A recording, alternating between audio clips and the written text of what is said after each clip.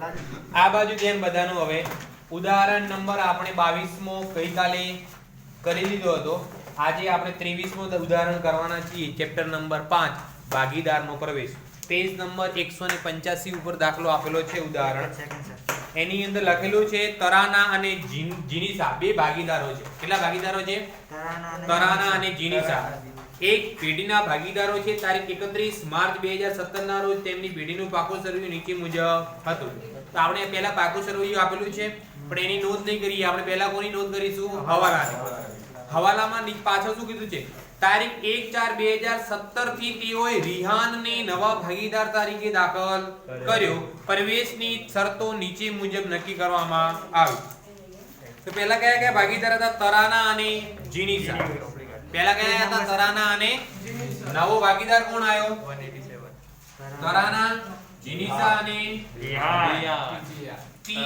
જી અને ત્રણ ભાગીદાર થઈ ગયા તરાના જીનીસા અને રિહાન હવે દાખલાની અંદર પહેલા હવાલામાં કીધું છે કે જે નવો ભાગીદાર છે મૂડી તરીકે 2 લાખ રૂપિયા લાવશે કેટલા રૂપિયા 2 લાખ એ તો રોકડમાં જ લાવશે 2 લાખ રૂપિયા રોકડ લાવે રોકડમાં વધારો થાય રોકડ ખાતાની કઈ બાજુ ઉધાર બાજુ કેટલા રૂપિયા 2 લાખ કોણ લાવે છે નવો ભાગીદાર રિહાન તો રિહાનના મૂડી આર ના મૂડી અહીંયા ઉધાર એના મૂડી ખાતે શું કરીશું આપણે જમા 2 લાખ રૂપિયા સામ સામે વાળા ખાતાનું નામ સામે કોનું નામ છે તો રોકડ ખાતે ક્લિયર પહેલી નોંધમાં કોઈને ડાઉટ ઓકે આગળ શું કીધું છે તેના ભાગની પાઘડી પૈકી 18000 રોકડા લાવશે કેટલા રૂપિયા 18000 રોકડા લાવશે અને જ્યારે ભાગીદાર પાઘડીની રકમ રોકડમાં લાવે એને પાઘડીનું પ્રીમિયમ કહેવામાં આવે તો હજુ રોકડમાં કેટલા રૂપિયાનો વધારો થશે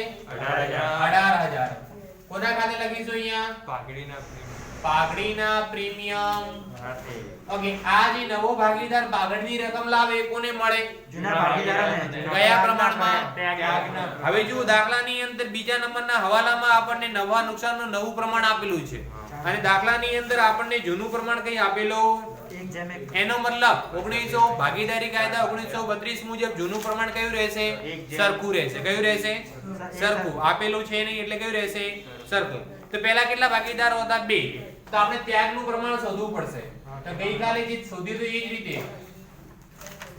ત્યાગનું પ્રમાણનું સૂત્ર શું તો ત્યાગનું પ્રમાણ બરાબર જૂનો ભાગ માઈનસ નવો ભાગ ઓકે પહેલા કોણ હતું તે ટી નો ત્યાગ પરીક્ષા ગણતરી કરવાની ટી નો ત્યાગ પરીક્ષા ગણતરી કરવાની હાસ તો ટી નો ત્યાગ ટી નો જૂનો ભાગ નતો આવેલો તો સરખો એટલે 1/2 નવો ભાગ હવે દાખલાની અંદર બીજા નંબરના હવાલામાં આપેલો છે 4 ભાગે કેટલા થશે 10 તો આ બંને લસા કેટલો આવશે 10 કેટલા વડે ગુણવા પડે અને 5 વડે તો 1 બચા -4 5 માંથી 4 એટલે 1 ભાગે કેટલા આવે 10 જવાબ પ્લસ માં એટલે શું કહેવાય આને ત્યાગ કહેવાય બીજો ભાગીદાર કોણ હતો જે તો અહીંયા લખીશું જે નો ત્યાગ કોનો ત્યાગ જે નો જૂનો પ્રમાણ કેટલો હતો 1 ભાગ્યા 2 માઈનસ નવો પ્રમાણ 3 ભાગ્યા 10 લસા કેટલો કેટલા વડે ગુણવા પડે 5 માઈનસ 5 માંથી 3 જાય 2 ભાગ્યા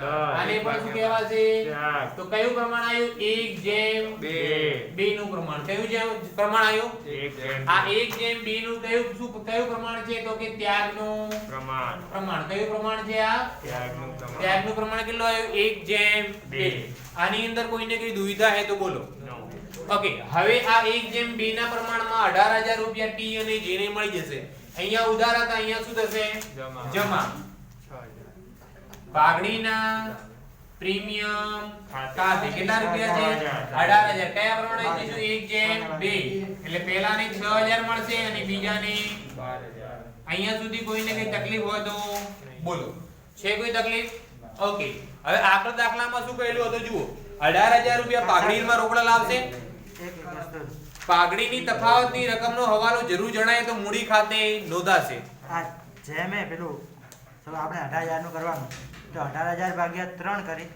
પછી જો મૂકો નામ કરો ચાલે આ 6000 ગુણ્યા 1 બરાબર પછી ને 2 બરાબર આમ ચાલે ઓકે હવે આપણે દાખલાની અંદર નવા ભાગીદારે 18,000 રૂપિયા રોકડા લાયા પાઘડીમાં. હજુ પણ જરૂર જણાશે ને, વધારે જ પાઘડીની જરૂર પડશે તો એને મૂડી ખાતે અસર આપવી પડશે. ઓકે, હવે ત્રીજા નંબરમાં જુઓ, પાઘડીનું મૂલ્યાંકન 1 લાખ કરવામાં આવ્યું. પાઘડીનું મૂલ્યાંકન કેટલું આવ્યું? 1 લાખ. તો નવો ભાગીદાર કોણ હતો? પેલું નામ શું? રિહાન. તો રેહાનની પાઘડી કેટલી આવશે? રેહાનની પાઘડી કુલ પાઘડી 1 લાખ, એની અંદર એનો ભાગ કેટલો? 3 ભાગ્યા એટલે રૂપિયા કેટલા રૂપિયા પાઘડીના ભાગે આવે એને? 30,000 રૂપિયા. કેટલા રૂપિયા પાઘડી ભાગે આવે એને? પણ એને રોકડમાં કેટલી લઈ? 18,000. કેટલા રૂપિયા ઓછી લઈ? 12,000 રૂપિયા. કેટલા રૂપિયા ઓછી લઈ એને? 12,000. તો આ 12,000 શું કરવું પડશે? એના મૂડી ખાતેથી લેવી પડશે. કોના ખાતેથી? તો એના મૂડી ખાતે ઉધાર કરીને આ બંને ભાગીદારોને મળી જશે, હે ના? તો આપણે 12,000 રૂપિયા શું કરશું? આર ના મૂડી ખાતે ઉધાર થશે. એટલે આના મૂડી ખાતે શું થશે? ને આ 12,000 કોને મળશે? ટી અને જે ને. નવા ભાગીદારની ભાગડી હંમેશા કોને મળે?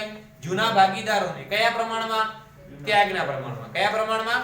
તો આ 12,000 ને કયા પ્રમાણમાં વેચવા પડે? આપણે 1/2 જે ત્યાગનું પ્રમાણ મળ્યું છે તે. કયા જ પ્રમાણમાં? 1/2 ના પ્રમાણમાં. તો 1/2 ના પ્રમાણમાં વેચીશું તો કેટલા રૂપિયા આવશે? 4,000 અને 8,000. તો પહેલાને 4,000 મળશે અને બીજાને 8,000. સામ સામેનું નામ લખી દેવાનું, બીજું કઈ કરવાનું. આ ક્યાંથી લાયા આપણે? આર જોડીથી. કોની જોડીથી મળ્યા છે એમને? તો આર ના મૂડી ખાતે. કોના ખાતે લખીશું અહીંયા? રિહાનના. આર ના મૂડી ખાતે એટલે કે રેહાન ના મૂડી ખાતે. અને આ 12,000 માં 4,000 કોના છે? ટી ના, અને 8,000 કોના? જે ના. બંને અલગ અલગ લખવાના. 4,000 ની સામે અહીંયા શું લખીશું? ટી ના મૂડી ખાતે. એટલે કે શું નામ છે? તરાના. અને બીજાના જે ના મૂડી ખાતે. આ એન્ટ્રી ની અંદર થોડી કોઈને તકલીફ પડી હશે કે નહીં પડી? હે ના? ઓકે, ફરીથી નવા ભાગીદારને ભાગે કેટલા રૂપિયા પાઘડી આવી હતી? 30,000. 30,000 અને અંદરથી એને રોકડા કેટલા લાયા? 18,000 રૂપિયા. કેટલા રૂપિયા રોકડ લાયા? તો 18,000 જે રોકડા લાયા એ 18,000 રોકડ ખાતે ઉધાર કરી અને જૂના ભાગીદારોના ત્યાગના પ્રમાણમાં શું કર્યા? આપણે જમા કર્યા. હવે એને લાવવાના હતા 30,000, એની જગ્યાએ એને 18,000 જ લાયા છે. 12,000 ઓછા લાયા. તો 12,000 એ રોકડમાં લાવતો તો રોકડમાં નથી લાવતો તો રોકડ ખાતે ઉધાર કરી શકાય? તો એના કોના ખાતે ઉધાર કરવા પડશે? એના મૂડી ખાતે ઉધાર કરવા પડશે. એના કોના ખાતે ઉધાર કરવા પડશે? અને આ પણ કોને મળશે? જૂના ભાગીદારોને. કયા પ્રમાણમાં? ત્યાગના પ્રમાણમાં. 4,000 અને 8,000. 4,000 અને 8,000. ક્લિયર? નવા ભાગીદારની ભાગડી હંમેશા જૂના ભાગીદારોને ત્યાગના પ્રમાણમાં જ મળે. ના 1 લાખ નું શું? 1 લાખ નું કઈ કરવાનું નહીં. 1 લાખ ની આપણે ભાગડી નીકાળી. 1 લાખ ના હિસાબે નવા ભાગીદારે 30,000 રૂપિયા લાવવા પડે. કેટલા રૂપિયા લાવવા પડે? 30,000. ક્લિયર? ઓકે, આગળ હવે દાખલાની અંદર શું કીધું છે? કારીગર વળતર પેઢે 8,000 નો દાવો મંજૂર કર્યો. કારીગર વળતર પેઢે 8,000 નો દાવો મંજૂર કર્યો તો પેઢીએ 8,000 ચૂકવવા પડશે. કારીગરનો દાવો મંજૂર થયો એટલે 8,000 રૂપિયા શું કરવા પડશે? ચૂકવવા પડશે ભવિષ્યમાં. તો એના માટે પેઢી માટે 8,000 શું થઈ ગયું? દેવું થઈ ગયું. શું થઈ ગયું? ઓકે, દેવું થઈ ગયું એટલે કઈ બાજુ લખવામાં આવશે? એનું મૂડી દેવા બાજુ. શું લખીશું અહીંયા? કારીગર વળતરનો દાવો. કેટલા રૂપિયાનો દાવો મંજૂર કરવામાં આવ્યો છે? 8,000. કેટલા રૂપિયાનો? આ પેઢી માટે શું કહેવાય? ખર્ચ કહેવાય. શું કહેવાય? ખર્ચ. તો ખર્ચ ક્યાં થાય? પુનઃ મૂલ્યાંકન ખાતાની ઉધાર બાજુ. ખર્ચ ક્યાં લખવામાં આવે? પુનઃ મૂલ્યાંકન ખાતાની. પણ અહીંયા પુનઃ મૂલ્યાંકન ખાતામાં ઉધાર થશે નહીં. આપણને જોઈ લો, કારીગર વળતર અનામત માટે આપણે 12,000 રૂપિયા અનામત રાખેલું છે. કેટલા રૂપિયા રાખેલું છે? 12,000 રાખેલું છે ને. આ 12,000 કોના વચ્ચે વેચવું પડે? ભાગીદારો વચ્ચે, હે ને? કારીગર વળતર અનામત કોના વચ્ચે વેચવામાં આવે? ભાગીદારો વચ્ચે. કયા પ્રમાણમાં? જૂના પ્રમાણમાં. કયા પ્રમાણમાં? 12,000 વેચવાના હતા પણ 12,000 ની અંદરથી 8,000 નો દાવો મંજૂર થયો તો બાકી કેટલા વધ્યા? હવે તો 4,000 વેચવામાં આવશે. કેટલા વેચવામાં આવશે? તો 4,000 માં સરખા પ્રમાણ હતું જૂનું. 2,000 રૂપિયા ટી ને મળશે ને 2,000 રૂપિયા જે ને મળશે. કઈ વસ્તુના છે આ? કારીગર વળતર અનામતના. ખબર પડી કે ના પડી? આટલે સર તો 4,000 બાર એન્ટ્રી નહીં આવે. ના, અહીંયા ફક્ત 8,000 જ આવશે. કેટલા આવશે? દાખલાની અંદર આપણને કારીગર વળતર અનામત 12000 આપેલું છે. કેટલું આપેલું છે? ને આપણે આગળના ચેપ્ટરમાં ભણી ગયા કે અનામત જૂના ભાગીદારોને જૂના પ્રમાણમાં આપી દેવાનું. તો આપણે 12000 આપી દેવાના હતા. પણ એની અંદર શું થયું, કોઈ કારખાનાની અંદર કારીગરને કઈ અકસ્માત થયો હશે, એના પીઠે કેટલા રૂપિયા ચૂકવણી કરવી પડશે? 8000 રૂપિયા. તો 12000 માંથી 8000 તો કોઈ કારીગરને આપવાના, તો ધંધામાં હવે કેટલા વધે? 4000. એ 4000 ભાગીદારોને સરખા પ્રમાણમાં એટલે કે જૂના પ્રમાણમાં આપવામાં આવશે. ક્લિયર? આ પોઈન્ટ ની અંદર ખબર પડી કે ન પડી? ઓકે. એના પછી નેક્સ્ટ હવાલો શું છે જુઓ. રોકાણો 48000 માં જીનીસા લઈ જશે. રોકાણો 48000 માં જીનીસા લઈ જશે. હવે રોકાણો કેટલા આપેલા છે? 50000. રોકાણો કેટલા આપેલા છે? હવે જો આ પેઢીની અંદર રોકાણો 50000 ના હતા. હવે કોઈ ભાગીદાર લઈ જાય છે તો રોકાણો વધશે પેઢીની અંદર? ના. તો મિલકત લેણા બાજુ રોકાણો આવશે નહીં. મિલકત લેણા બાજુ રોકાણો લખવામાં આવશે. કોણ લઈ જાય છે? જીનીસા. જીનીસા એક ભાગીદાર છે. તો ભાગીદાર લઈ જાય તો એના ખાતે શું કરવામાં આવશે? ઉધાર. તો જીનીસાના મૂડી ખાતે આપણે 48000 શું કરીશું? ઉધાર. શું લઈ જાય છે? રોકાણો ખાતે. શું લઈ જાય છે? રોકાણો ખાતે. આ વસ્તુમાં ખબર પડી કે ના પડી? જીનીસા લઈ જાય છે તો જીનીસા ખાતે આપણે ઉધાર કરી દીધા 48000 અને પાકાસરિયામાં હવે રોકાણો આવશે નહીં, કેમ કે હવે પેઢીની અંદર રોકાણો વધ્યા. એ જે હતા એ કોણ લઈ ગઈ છે? જીનીસા લઈ ગઈ છે. હવે રોકાણો કેટલાના હતા? 50000. જીનીસા કેટલામાં લઈ ગઈ? ધંધા માટે નુકસાન કેટલું થયું? 2000. નુકસાન પુનઃમૂલ્યાંકન ખાતાની કઈ બાજુ લખવામાં આવે? ઉધાર બાજુ. કઈ બાજુ લખવામાં આવે? પરંતુ આપણે પાકાસરિયામાં મૂડી દેવા બાજુ જુઓ, રોકાણ વધઘટ અનામત ભેગું કરીને રાખેલું છે. રોકાણ વધઘટ અનામત ભેગું કરીને રાખ્યું. એટલે રોકાણની અંદર કઈ નુકસાન થાય ને એના માટે અનામત રાખેલી છે. કેટલા રૂપિયા રાખેલી છે? 4000. કેટલા રૂપિયા રાખેલી છે? 4000 માંથી 2000 તો નુકસાન થઈ ગયું. હવે રોકાણ વધઘટમાં કેટલા વધ્યા? 2000. ને એ શું છે? અનામત છે. અનામત છે. ભાગીદારો વચ્ચે શું કરી દેવામાં આવશે? વેચી દેવામાં આવશે. શું કરી દેવામાં આવશે? તો 2000 જે રોકાણ વધઘટ અનામત મળી એની અંદર 1000 રૂપિયા ટી ને મળશે ને 1000 રૂપિયા જેને જૂના પ્રમાણમાં. ને જૂનું પ્રમાણ કયું હતું? સરખું. શું લખીશું? રોકાણ વધઘટ અનામત ખાતે. આની અંદર ખબર પડી કે ન પડી? આના મોસ્ટ આઈએમપી દાખલો છે. ખબર પડે છે કે નહીં પડતી? કોઈને કઈ ડાઉટ હોય તો પૂછી શકે. છે કોઈ ડાઉટ? સંજય, પ્રિન્સ, જે જેનું નામ હોય એ પ્રમાણે. છે કોઈને ડાઉટ? નથી ને? મન? આ રોકાણ હોય હા, એ શું કહેવાય? રોકાણો એ શું કહેવાય? કોઈ કંપનીની અંદર રોકાણ કરવું, કોઈને પૈસા વ્યાજે આપવા, એ શું કહેવાય? રોકાણ કહેવાય. શું કહેવાય? અથવા તો કોઈ કંપનીના તમે શેર ખરીદ્યા હોય તો એ કંપનીની અંદર તમે શું કર્યું કહેવાય? રોકાણ કર્યું કહેવાય. શું કર્યું કહેવાય? ઇન્વેસ્ટ. ડિબેન્ચર્સ, પ્રેફરન્સ શેર મૂડી, હે ને? બોન્ડ. ઓકે. આગળનું શું છે? મળવાનું બાકી વ્યાજ 6000 નોંધાયેલ. મળવાનું બાકી વ્યાજ એ આવક દેખાડે છે. શું દેખાડે છે? મળવાનું શું છે? બાકી વ્યાજ.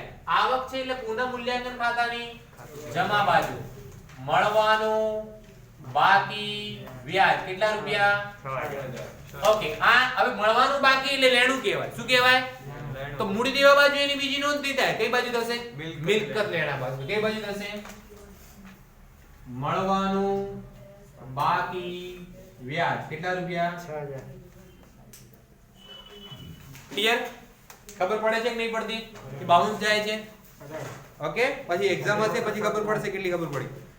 લેણદારોએ લખેલી દેવી હુંડી 10000 ની સ્વીકારેલી જે ચોપડે નોંધવાની બાકી છે એટલે કે રહી ગઈ. લેણદારોએ સ્વીકારેલી 10000 ની દેવી હુંડી. તો હવે દાખલાની અંદર લેણદારો તમને કેટલા આપેલા? હા, 30000. 30000. દેવી હુંડી કેટલી આપેલી? 10000. ઓકે. હવે આ બાજુ ધ્યાન. લેણદારો કોને કહેવામાં આવે? જેમને આપણે પૈસા ચૂકવવાના હોય. જે વેપારી જોડેથી આપણે ઉધાર માલની ખરીદી કરી હોય અને એ વેપારીને આપણે જે પૈસા ચૂકવવાના બાકી હોય ને નામાની ભાષામાં શું કહેવામાં આવે? લેણદારોને આપણે કેટલા ચૂકવવાના હતા? 30000. એની સામે આપણે એમને શું આપી? 10000 ની દેવી હુંડી આપી. એટલે કે 10000 નો એક ચેક આપ્યો, હે ને? લિખિત દસ્તાવેજ આપ્યો એમને. એની નોંધ થઈ તો 10000 તો આપી દીધા ને આપણે લેણદારોને. તો હવે કેટલા આપવાના બાકી રહ્યા? 20,000 30,000 આપણી જોડે લેણદારો માંગતા હતા, એની અંદરથી એમને આપણે 10,000 ની દેવી હુંડી આપી દીધી, એની નોંધ કરવાની બાકી રહી ગઈ. તો હવે 30,000 ની અંદરથી 10,000 માઈનસ કરી દીધું, 20,000 વધ્યા. હવે આ 10,000 આપણે કેવી રીતે આપ્યા? રોકડ આપી છે? ના. બેંકમાંથી આપ્યા છે? ના. બેંક ઓવરડ્રાફ્ટમાં વધારો થયો છે? ના. દેવી હુંડી તરીકે આપ્યા છે. કેવી રીતે આપ્યા છે? તો દેવી હુંડી ચૂકવવાની છે આપણે. દેવી હુંડી શું કરવાની? તો દેવી હુંડીમાં એ 10,000 શું થઈ જશે? એટલે 10,000 દેવી હુંડીના જ હતા, ફરીથી 10,000 લેણદારોમાંથી વધ્યા, એટલે દેવી હુંડી કેટલી થઈ ગઈ? 20,000. દેવી હુંડી કેટલી થઈ ગઈ? આ જો રોકડમાંથી ચૂકવણી કરી હોત તો રોકડ ખાતામાં શું કરત? જમા. બેંકમાંથી ચૂકવણી કરી હોય તો બેંક બેલેન્સ હોત આપણી જોડે, તો બેંક બેલેન્સ એટલું શું કરી દેતા આપણે? ઓછું. બેંક ઓવરડ્રાફ્ટ હોત ને આપણે બેંકમાંથી ચૂકવણી કરી હોત તો બેંક ઓવરડ્રાફ્ટ શું થઈ જાત? વધી જાત. એવી રીતે દેવી હુંડી 10,000 ની હતી અને દેવી હુંડી દ્વારા ચૂકવણી કરી તો દેવી હુંડી 10 ને 10 કેટલી થઈ જશે? 20,000. પડી કે ના પડી ખબર? ક્લિયર? ઓકે. ખબર નહીં પડે. ઓકે. દેવી હુંડીમાં દેવી હુંડી એટલે શું? જે પણ લેણદારોને, જે પણ વ્યક્તિને આપણે પૈસા ચૂકવવાના બાકી હોય અને એના બદલામાં આપણે શું આપીએ? લેખિત દસ્તાવેજ સ્ટેમ્પ પેપર ઉપર લખીને આપીએ, એ શું કહેવાય? આપણી દેવી હુંડી. દેવી હુંડી એનો મતલબ આપણે પૈસા ચૂકવી દીધા નથી, ખાલી એમને લખીને જ આપ્યું છે સ્ટેમ્પ પેપર ઉપર. તો ઓલરેડી 10,000 નું દેવું સ્ટેમ્પ પેપર હતું જ, બીજા વરે કેટલાનું આપ્યું આપણે? પણ આપણે એવું ક્યાં કીધું? પાકા સર્વે એમ ક્યાં આપેલી દેવી નહીં આવી. નહીં આપેલી? પાકા સરિયામાં નહીં આપેલી તો 10,000 કેમ બોલ્યા? તો ઓકે, પાકા સરિયામાં દેવી હુંડી આપેલી નથી. તો એનો મતલબ પાકા સરિયામાં દેવી હુંડી કેટલી છે? નથી. નથી એટલે 0 કહેવાય. હવે કેટલી એડ થઈ? 10,000. તો 0 + 10 કેટલા થશે? 10,000 આવશે. તો કેટલા આવશે? દેવી હુંડી સર બાદ ના થઈ જાય લેણદારોમાં. લેણદારોમાંથી કેમ બાદ કરીને આપણે? લેણદારોને એટલે અલગ ચૂકવવા પડે. લેણદારો અને દેવી હુંડી બંને અલગ વસ્તુ છે, હે ને? અલગ અલગ લખવા પડે બંને. આપણે લેણદારો લખ્યા, લેણદારોમાં ઘટાડો થયો તો દેવી હુંડીમાં શું થાય છે? વધારો થાય. ધારો કે અહીંયા આપણે બેંક ઓવરડ્રાફ્ટ હોય, બેંક ઓવરડ્રાફ્ટ એટલે બેંક જોડે, બેંક આપણી જોડે 20,000 માંગે છે. કેટલા રૂપિયા માંગે છે? 20,000. અને આપણે કોઈને વરીથી 10,000 રૂપિયા બેંક દ્વારા ચૂકવી દીધા લેણદારોને, તો લેણદારોને એટલા ઓછા થઈ ગયા અને બેંક ઓવરડ્રાફ્ટ એટલો પ્લસ થઈ ગયા, વધી જાય, એટલે 20 તો શું થઈ ગયા? 30,000. દેવી હુંડી આપણી જોડે એક પણ નથી પહેલા. હવે 10,000 ની લેણદારને દેવી હુંડી આપી એટલે લેણદાર દેવી હુંડીમાં શું થશે? વધારો થશે. દેવી હુંડીની બીજી નોંધ ને? ના, બે નોંધ થઈ ગઈ ને આપણે. અહીંયા માઈનસ કરે અને અહીંયા પ્લસ. આ વ્યવહારથી કોઈ ફાયદો કે નુકસાન થાય છે? પછી ચૂકવ્યા એટલે આપણે ફાયદો થયો? નુકસાન થયું? જો ઓછા છે. દેવું ઓછું થયું ને? ઓકે, તો દેવું ઓછું થયું એટલે આપણે માઈનસ કર્યા. હા. હવે રોકડથી ચૂકવી છે ના. તો રોકડ તો ઓછી નહીં થાય. બેંક દ્વારા ચૂકવી? ના. ના, તો બેંક પણ ઓછી નહીં થાય. બેંક ઓવરડ્રાફ્ટ દ્વારા પણ નથી ચૂકવી. દેવી હુંડી દ્વારા ચૂકવી છે તો દેવી હુંડી તો દેવું જ છે. દેવી હુંડી શું કહેવાય? દેવું. અને દેવા દ્વારા જ ચૂકવી એટલે 10,000 શું થઈ જશે? વધી જશે. ખાલી એન્ટ્રી ફરક થયો. હા, ચૂકવ્યા નહીં. ક્લિયર? કોઈ ડાઉટ? ના. દેવાની અંદર કોઈ ફેરફાર થશે નહીં. 20 ને 10 30 ના 30 જ રહેશે. ઓકે, આગળ. લખવા દો સાહેબ. જમીન મકાનની ચોપડે કિંમત તેની બજાર કિંમત કરતા 20% ઓછી છે. આનો જવાબ તમારે માટે 2 મિનિટ છે. કોણ કોણ જવાબ એક આપે મિનિટ છે? સર આટલું લખવા દો ભાઈ. હા, આન્સરમાં જોવાનું નથી. સોલ્યુશન આપેલું એની અંદર જોઈને જવાબ આપતા નહીં, હે ને? દાખલાની અંદર એવું લખેલું છે, જમીન મકાનની ચોપડે કિંમત તેની બજાર કિંમત કરતા 20% ઓછી છે. અહીંયા જમીન મકાન કેટલાના લખું હું?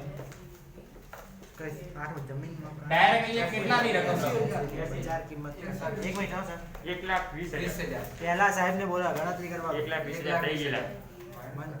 જમીન મકાન ચોપડે કિંમત તેની બજાર કિંમત કરતા 20% ઓછી.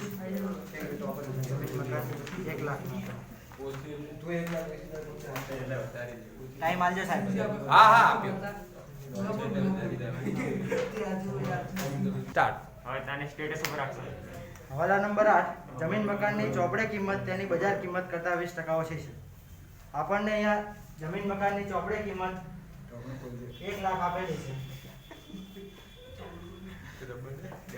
અહીંયા ચોપડે કિંમત 1 લાખ આપેલી છે, પણ અહીંયા આપણે એકાઉન્ટમાં બજાર કિંમત નોંધવામાં આવે છે, એટલે આપણે એની બજાર કિંમત 100 ધારીશું. મારે 200 ધાર્યું હતું. ધારી શકે છે 400 ધારતા ઉભો થઈ ગયો. ગમે એટલી એમાઉન્ટ ધારી શકો છો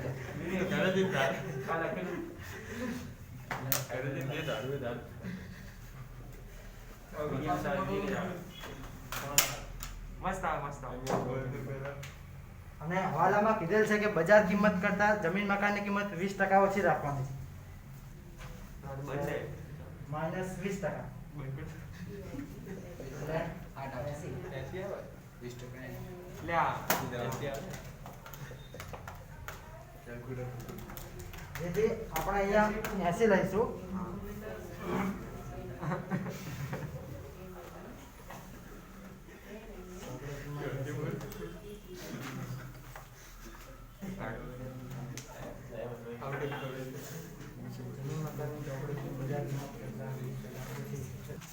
અહીંયા દાખલાની અંદર આપણને જે હવાલામાં આપેલું હવાલાની અંદર વાક્ય પરફેક્ટલી વાંચવું જોઈએ કે જમીન મકાનની ચોપડે કિંમત જમીન મકાનની ચોપડે એટલે કે પાકા સરવૈયામાં જે ચોપડે કિંમત લખેલી છે તે એ ચોપડે કિંમત આપણને દાખલામાં કેટલી આપેલી છે 20% ઓછી. ચોપડે કિંમત આપણને દાખલામાં પાકા સરવૈયામાં 1 લાખ રૂપિયા આપેલી છે કેટલી રૂપિયા આપેલી છે 1 લાખ. પણ આ જે ચોપડે કિંમત છે ને બજાર કિંમત કરતા 20% કેવી છે ઓછી. પણ બજાર કિંમત કેટલી છે આપણને ખબર નથી. અને તમને ખબર હશે કે ચોપડે કિંમત અને બજાર કિંમતમાંથી બજાર કિંમત ધ્યાનમાં લેવામાં આવે છે તો બજાર કિંમત કેટલી છે આપણને ખબર નથી તો બજાર કિંમતની જગ્યાએ તમે કોઈ પણ ધારી દો 100 200 300 વોટએવર કંઈ પણ ધારી શકો છો ધારો કે બજાર કિંમત 100 છે કેટલી છે 100. હવે બજાર કિંમત કરતા ચોપડે કિંમત કેટલી ઓછી છે 20%. સોના 20% 80. 20 થાય સોના 20% કેટલા થાય 20. અને 100 માંથી 20% ઓછા કરશો એટલે ધાર્યા પ્રમાણે ચોપડે કિંમત કેટલી આવશે 1 લાખ હવે આપણે કઈ કિંમત શોધવાની છે બજાર કિંમત તો 80 એ કેટલા 1 લાખ.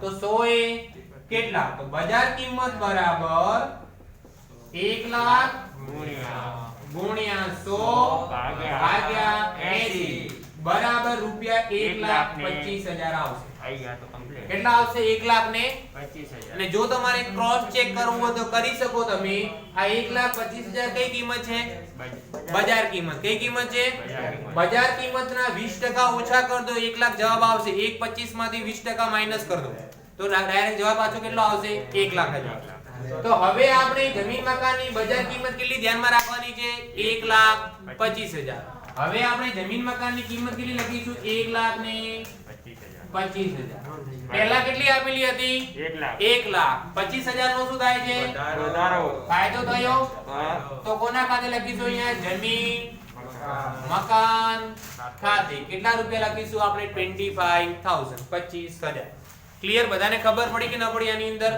વાક્ય ધ્યાનથી વાંચવું પડે કે તમને દાખલામાં શું આપેલું છે ચૂકવેલ વીમા પ્રીમિયમમાંથી 12,000 આવતા વર્ષે આગળ લઈ જવાના છે આવતા વર્ષે આગળ લઈ જવાના છે એનો મતલબ શું થયો આપણે ખર્ચ તો ચૂકવી દીધો પણ કયા વર્ષનો ચૂકવ્યો છે અગાઉના વર્ષનો અગાઉથી ચૂકવેલ ખર્ચ છે કયો ખર્ચ છે અને અગાઉથી ચૂકવેલ ખર્ચ એ ક્યાં આવશે પુનઃ મૂલ્યાંકન ખાતાની જમા બાજુ અગાઉથી ચૂકવેલ ખર્ચ કેટલા રૂપિયા છે 12,000 અને અગાઉથી ચૂકવેલ ખર્ચ મિલકત કહેવાય એટલે મિલકત લેણા બાજુ લખીશું આપણે અહીંયા અગાઉથી ચૂકવેલ ખર્ચ એકડ બગડ 12,000 મળવાનું બાકી છે 6,000 ઓકે હવે બધા હવાલા થઈ ગયા છે આઈ થિંક સો બરાબર. હવાલા કર્યા પછી આપણે શું કરવાનું છે કે પાકા સરિયામાં જેની નોંધ કરવાની બાકી છે ડિરેક્ટલી એની નોંધ આપણે અહીંયા કરીશું તો સૌપ્રથમ વાત કરીએ મૂડી દેવા બાજુની કઈ બાજુની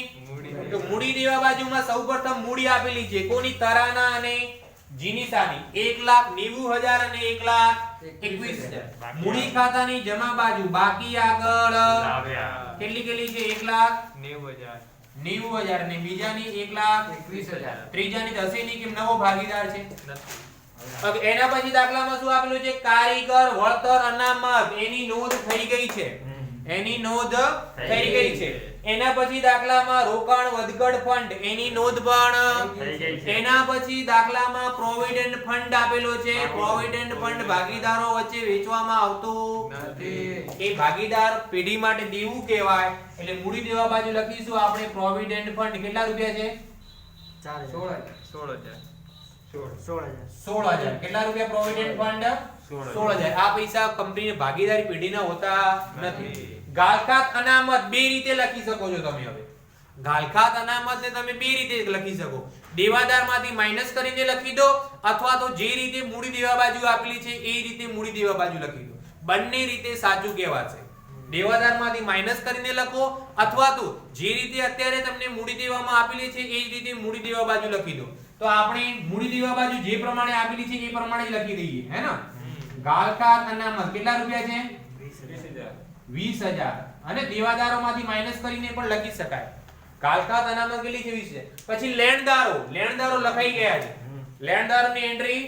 પછી ખર્ચા ચૂકવવાના બાકી કેટલા છે? 15,000. તો અહીંયા લખી પણ લખવાના બાકી છે. ખર્ચા ચૂકવવાના બાકી કેટલા રૂપિયા? 15,000. ચલો આ બધી નોંધ થઈ ગઈ. હવે હા. ઓકે, હવે વાત કરીશું આપણે મિલકત લેણા બાજુની. મિલકત લેણામાં સૌથી પહેલા શું આપેલી છે? બાકી. ભાગીદારો વચ્ચે શું થઈ જશે? વેચાશે. મિલકત લેણા બાજુ કઈ બાજુ કહેવાય? ઉધાર બાજુ. તો આપણે ઉધાર બાજુ લખીશું. કઈ બાજુ? કેટલા રૂપિયા આપેલી છે? 14000 તો 14,000. જૂના પ્રમાણમાં, સરખા પ્રમાણમાં 7,000 અને 7,000. 7,000. એના પછી દાખલામાં શું આપેલું છે? જમીન મકાન લખાઈ ગયું છે. પછી યંત્રો લખવાના બાકી છે. કેટલા છે? આંઠડા મેંડું 80,000. ધેન આફ્ટર રોકાણો લખવાના બાકી છે. લખ્યા છે? ના. પણ લખીશું નહીં. કેમ? જીનીસા લઈ ગઈ છે 40,000 માં. હે ને? લખવામાં આવશે. ખાસ ધ્યાન રાખવાનું. એના પછી શું છે? દેવાદારો કેટલા આપેલા છે? 70,000. તો દેવાદારો ડાયરેક્ટ આપણે લખી દઈશું 1270. એના પછી દાખલામાં શું આપેલું છે? સ્ટોક 36000 સ્ટોક કેટલા રૂપિયા? 36,000. સ્ટોક કેટલા રૂપિયા આપેલું છે? 36,000. તો સ્ટોક ક્યાં લખીશું? મિલકત લેણામાં. સ્ટોક 36,000. એના પછી શું આપેલી છે? રોકાણ. રોકડમાંથી રોકડ ખાતું બનાવ્યું છે. બાકી આગળ 40,000 કેટલા રૂપિયા? 40,000 એના પછી સંશોધન વિકાસ ખર્ચ આપેલો છે. શું આપેલો છે? સંશોધન વિકાસ ખર્ચ. સંશોધન વિકાસ ખર્ચ છે ભાગીદારો વચ્ચે વેચાઈ જશે. સંશોધન વિકાસ ખર્ચ ભાગીદારો વચ્ચે શું થશે? વેચાઈ જશે. કઈ બાજુ? ઉધાર બાજુ. પેલા ખર્ચ કહેવાય. સંશોધન લખેલું છે વિકાસ ખર્ચ કેટલા રૂપિયા છે? ગોળ કરે. ટોટલ કેટલા રૂપિયા છે? 8,000 8,000. એટલે 4,000 અને હવે આ ખર્ચ જે સાચી વસ્તુ છે. ખર્ચ ક્યારે મૂડી દેવામાં લખવામાં આવે? કે ક્યાં લખેલું છે સંશોધન વિકાસ ખર્ચ? મૂડી દેવા બાજુ લખેલું છે કે મિલકત લેણામાં? મિલકત લેણામાં છે. ખર્ચ ક્યારે મિલકત લેણામાં લખવામાં આવે? એ ખર્ચ જ્યારે કોઈ ક્યારે પણ મિલકત લેણામાં લખવામાં આવે નહીં. એ ખર્ચ છે એ આવતા વર્ષનું હશે એટલે મિલકત છે મિલકત ભાગીદારો વચ્ચે શું થઈ જશે? વેચાઈ જશે. એના પછી શું છે આપણને આપેલું? એ નફા નુકસાન ખાતાનું બાકી 10,000. ઉધાર બાકી છે એટલે નુકસાન કહેવાય. ઉધાર બાજુ લખીશું. નનું નું ખાતું 10,000 છે. કેટલા મળશે બંનેને? 5,000 અને 5,000. ઓકે, હવે આની અંદર આનો સરવાળો કરો. 25 ને 6 31. 31 ને 12 43,000 નું શું થાય છે? ફાયદો. ઓકે, કયા પ્રમાણમાં વેચ્યા છે? જૂના પ્રમાણમાં 21,500 21,500 બંને સરખા પ્રમાણમાં વેચે છે ને? કોના ખાતે લખીશું? આ ભાગીદારોના મૂડી ખાતે. કોને કોને મળશે? તરના અને જીનીસા. તરાના અને જીનીસાને 21,500 અને 21,500. અહીંયા ઉધાર છે. અહીંયા શું થશે? જમા. શું નામ છે સામે? પુનઃ મૂલ્યાંકન ખાતું. કેટલા રૂપિયા? 21,500 અને 21. ત્રીજામાં શું આવશે? ડેશ. હવે T નો સરવાળો કરો જમા બાજુનો. કેટલો થાય? 2 લાખ 2 લાખ 2,24,500. આ બાજુ પણ 2,24,500 માંથી ઉધાર બાજુનું માઈનસ કરી દો.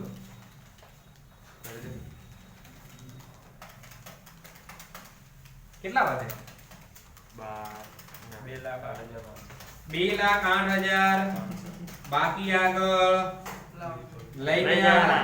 ભાગ્યા આગળ ઓકે જે ના આવે જે નો સરવાળો કરો 1,65,500 1,65,500 આ બાજુ પણ 1,65,500 માંથી માઈનસ કરો 1,01,500 કેટલા આવે છે 1,01,000 1,01,000 અને 500 રૂપિયા બાકી આવી એના પછી r નો સરવાળો તો 2 લાખ નવો ભાગીદાર છે એની એન્ટ્રી આવી નથી. આ બાજુ પણ 2 લાખ ના 2 લાખ એની બાકી પણ કેટલી આવશે 2 લાખ ની એમ પણ સાહેબ. સોરી છે તો 2 લાખ માંથી 12,000 એની ભાગડી ઓછી લઈ ગઈ કેટલી 1 લાખ ની 88,000 આ મૂડી ત્રણેય આપણે મૂડી દેવા બાજુ લખી દઈશું T J અને R ની પહેલાની કેટલી છે 2,08,500 બીજાની કેટલી છે 1,500 અને ત્રીજાની કેટલી છે 1 લાખ ત્રણેયનો સરવાળો 3,09,000 3,10,000 4,10,000 4,98,000 હવે આનો સરવાળો કેટલો થાય છે 2,58,000 રોકડ દો તો અહીંયા કઈ જમામાં છે નહીં તો 2,58 નો 2,58 શું લખીશું અહીંયા બાકી આગળ લઈ ગયા લઈ ગયા કેટલા રૂપિયા 2,58,000 2,58,000 અને આ શું લખીશું એની? 4,98,000 ના આવે. હમ 4,98,500 Very good. શું થયું ના ના સર 500 ઓકે હવે જે આ બાજુ બેઠા જે મૂડી દેવાનું કરશે ને આ બાજુ બેઠા મિલકત લેવાનું તો 1,25 લો શું કરો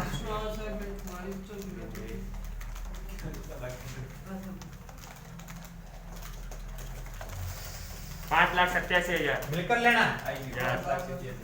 મૂડી દેવા બાજુનું કર્યું કોઈએ 5,87,000 કર્યું બાજુ કે હા ડાયરેક્ટ સાહેબ બંને બાજુનું સરવાળો કેવો થવો જોઈએ સરખો. આપણે કે બાકી